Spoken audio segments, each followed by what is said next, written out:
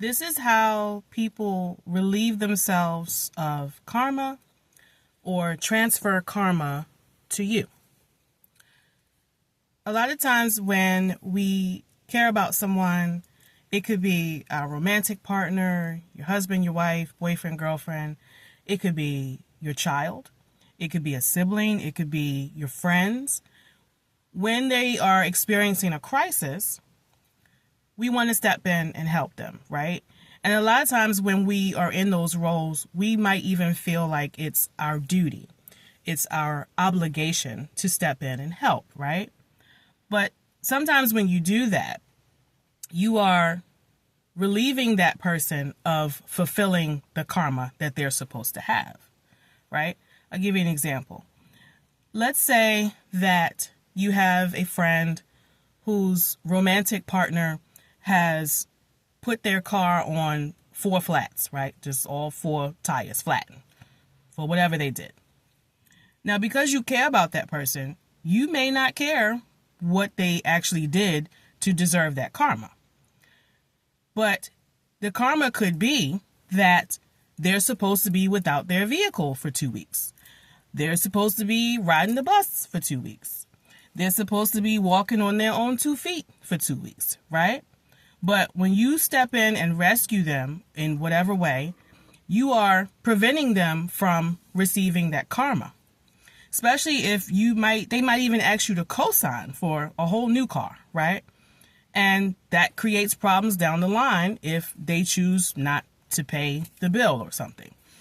A lot of times when you are the strong one, the responsible one, the one that's always accountable, people will look at you and they won't even think about reciprocating the care that you give because they feel like you're strong, you're always able to figure it out, you've always got your stuff together, and things are always happening to them. But what a lot of people don't realize is that when you are going through the same types of experiences, the same conflicts over and over again, it keeps happening, it's because you have not learned the lesson, right? And we have people in our lives who don't learn the lesson because we enable them to not learn it, right? And I'm guilty of it. I've done it not just in romantic partnerships where I've stepped in and been the rescue, or I've done it with some of my friends. I have friends who I can predict. I can count the days. I can predict the cycle that they're going to lose their phone every 90 days. Or they will lose identification. They will lose important documents. They will lose their driver's license. Something will always happen. And if you don't set up the boundary, if you don't say enough is enough, they will continue to call on you because you're the dependable one. You know? So you have to be very discerning. A lot of times, we step into that role and not realizing that we're being an enabler. And sometimes you say no. The person might get angry with you, especially if they're a narcissist. But what really happens is they are tapping into your energy.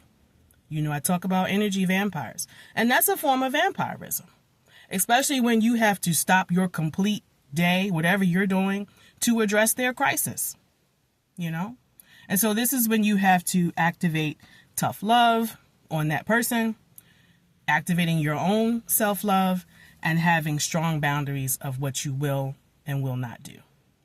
Okay? Because people have to learn the lesson. And sometimes that lesson is learning to stand on your own 2 feet and be responsible. So be careful out here. Always protect your energy.